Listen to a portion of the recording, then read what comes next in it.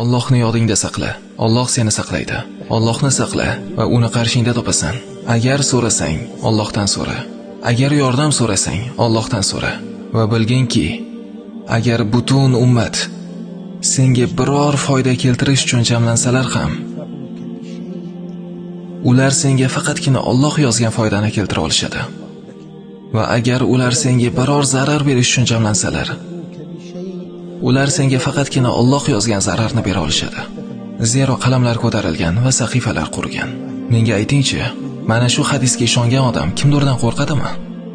Bu hadisga haqiqiy iymon bilan ishongan odam va yaqin iymon bilan ishonganki, bu odamlarning barchalari senga zarar berish uchun jamlansalar, ular buni qila olishmaydi yoki senga foyda bera olishmaydi.